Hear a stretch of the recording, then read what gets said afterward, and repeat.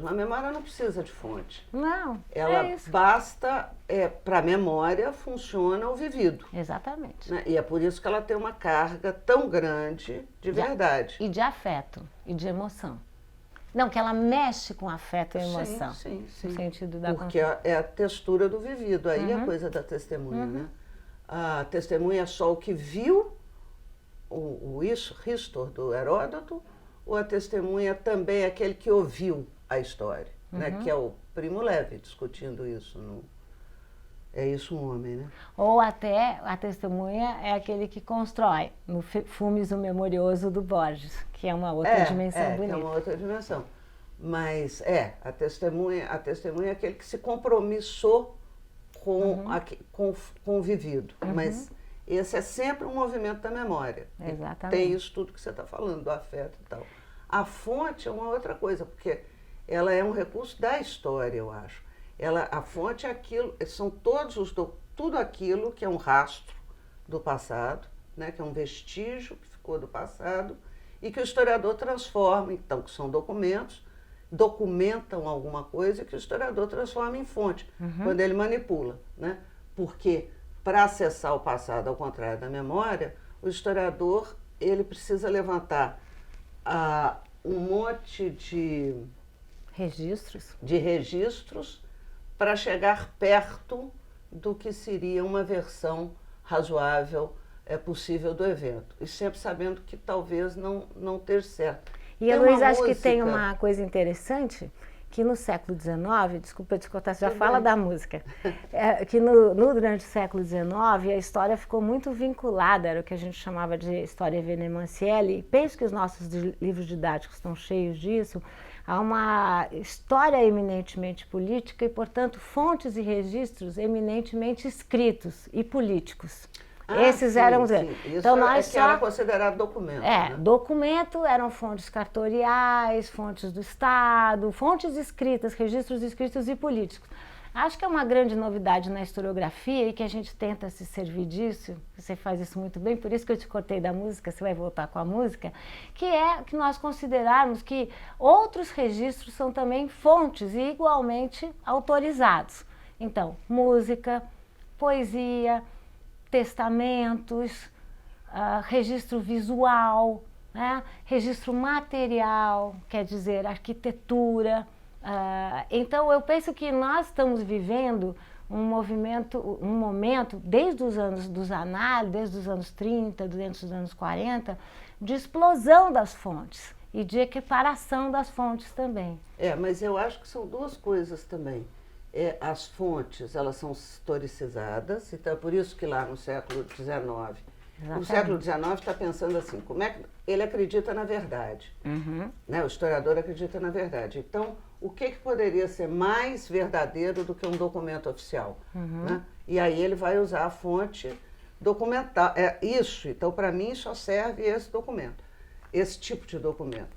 À medida que nós concluímos que nós podemos recuperar um pouco do passado, mas não todo, e que a única verdade possível é você ostentar o fato na cena pública, né?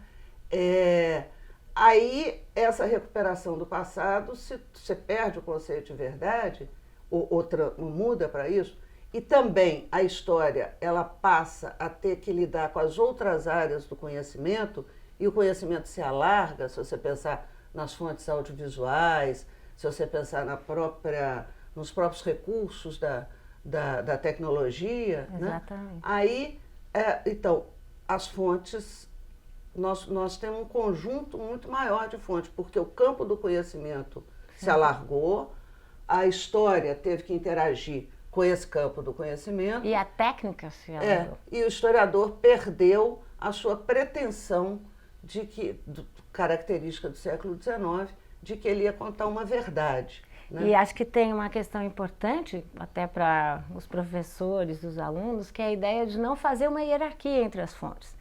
de supor que as fontes políticas são a infraestrutura explicativa e que as fontes culturais são uma espécie de ilustração, de lustro. Ao contrário, a gente sabe cada vez mais, a gente vive, por isso que eu falei de técnica, essa era da técnica e da imagem, a gente sabe que muitas vezes a gente se lembra a partir de uma imagem, ou que uma época vale uma boa canção, né? Ou um poema. Então, acho que essa ideia de não hierarquizar as fontes é um grande desafio da nossa atualidade. A canção, por exemplo, para usar o exemplo da canção, ela tanto atualiza a memória, porque na hora que você ouve uma canção, você lembra do namorado que você teve naquelas circunstâncias e aí você volta no tempo, né? Então ela atualiza a memória, como ela recompõe um fragmento do momento, né?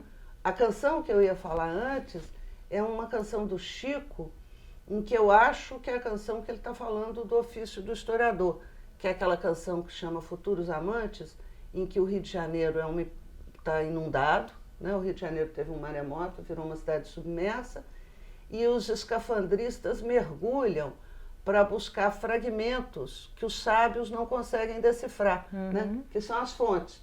Então os escafandristas querem reconstruir aquela história, mergulham, recuperam pedaços, fragmentos de cartas, poemas e tal, e trazem. E aí o Chico fala o seguinte, que os sábios, que devem ser os historiadores, tentam decifrar em vão e não conseguem perceber, diz o Chico, que são os versos de amor que eu deixei para você.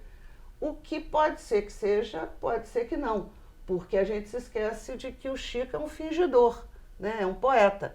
Então, aquilo que os escafandristas, os fragmentos das fontes, podem ser tanto os versos de amor, como podem ser conta de telefone. Nós estamos acreditando no que o Chico disse. Então, mostra que a fonte também, ela não traz a verdade.